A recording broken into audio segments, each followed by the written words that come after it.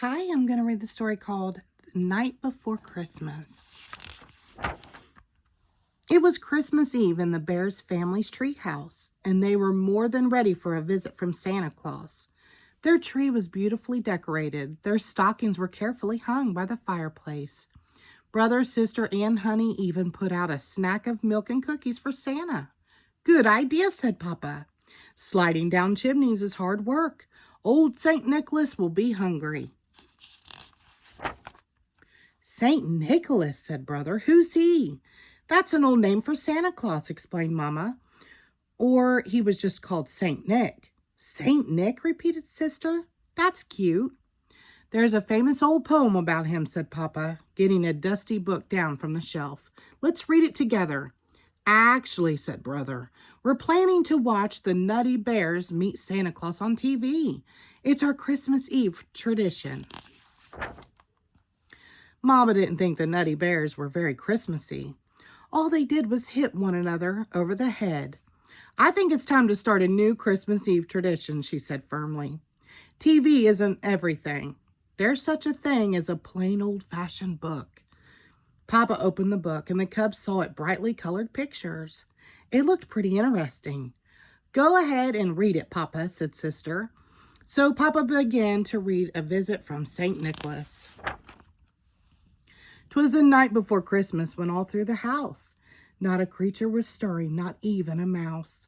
The stockings were hung by the chimney with care, in hopes that St. Nicholas soon would be here. The children were nestled all snug in their beds, while visions of sugar plums danced in their heads.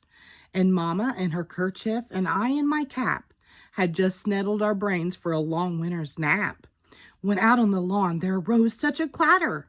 I sprung from the bed to see what was the matter. Away to the window I flew like a flash, tore open the shutters and threw up the sash, when what to my wondering eyes should appear but a miniature sleigh and 8 tiny reindeer. With a little old driver, so lively and quick, I knew in a moment it must be St. Nick. More rapid than eagles as coursers they came, and he whistled and shouted and called them by name. Now Dasher, now Dancer, now Prancer and Vixen, on Comet, on Cupid, on Donner and Blitzen. And then in a twinkling I heard on the roof the prancing and pawing of each little hoof. As I drew in my head and was turning around, down the chimney St. Nicholas came with a bound. A bundle of toys he had flung on his back, and he looked like a peddler just opening his pack. His eyes, how they twinkled, his dimples, how merry.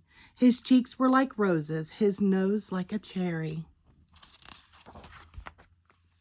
He had a broad face and a little round belly that shook when he laughed like a bowl full of jelly. He spoke not a word, but went straight to his work and filled all the stockings, then turned with a jerk, and laying his finger aside of his nose and giving a nod up the chimney he rose.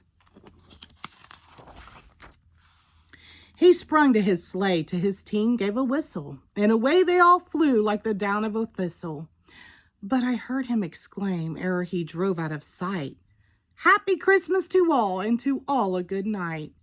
Papa closed the book. Well, how did you all like A Visit from St. Nicholas, he asked. Shh, said Mama. The cubs were all asleep. Papa and Mama carried the cubs upstairs and nestled them down, all snug in their beds. Sometimes, said Mama, as they kissed the cubs goodnight, there's just nothing like a good book.